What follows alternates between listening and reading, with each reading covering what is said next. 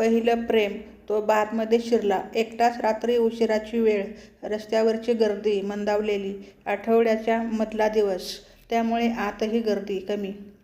त्याने अगदी कोपऱ्यातलं एक टेबल धरलं आणि तो आत सरकून भिंतीच्या आधाराने बसला. त्याला आधाराची गरज वाटत होती. त्याने ऑर्डर दिली. पेगमध्ये कोल्ड्रिंक ओतल्यावर ग्लासच्या काचेवर पाण्याचे नाजूक थेंब जमा झाले आणि तसेच त्याच्या डोळ्यांतही.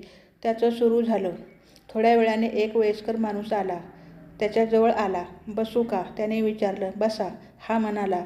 तो बसला. वेटरने त्याची ऑर्डर आणून दिली, न सांगताच. याचं लक्ष नव्हतं. अर्थातच तोही एकटा होता. शांतपणे एक एक घोट घेत कुठेतरी विचारत घडलेली नजर. तोही शांत, हाही शांत. एका शब्दाची देवाणघेवाण नाही की नजरानजर नाही. एक अस्वस्थ शांतता. दोन पूर्ण वेगळी विश्व, एकमेकांना न छेदणारी. याचा पहिला पेग संपला. याने ऑर्डर रिपीट केली, पण ग्लास उचलता याच्या डोळ्यातून पाणी वाहू लागलं.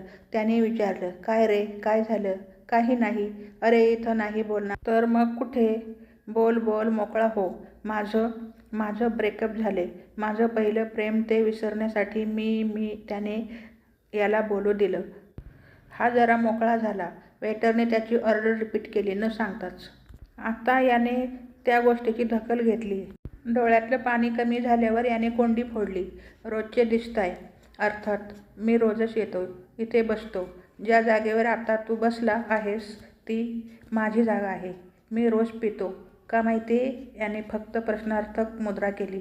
"कारण मी माझं पहिलं प्रेम विसरू शकत नाही. आजही नाही." म्हणून त्याच्याही डोळ्यात पाणी आलं. पुन्हा मोठा पॉज. शांतता.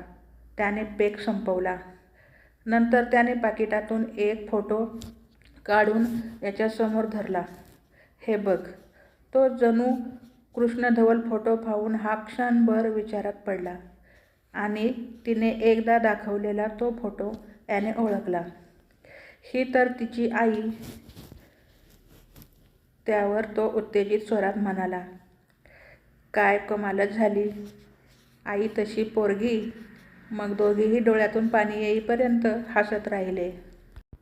कथा आवडली असेल तर एक लाईक आणि चॅनलला सबस्क्राईब जरूर करा. व्हिडिओ शेवटपर्यंत पाहिल्याबद्दल धन्यवाद.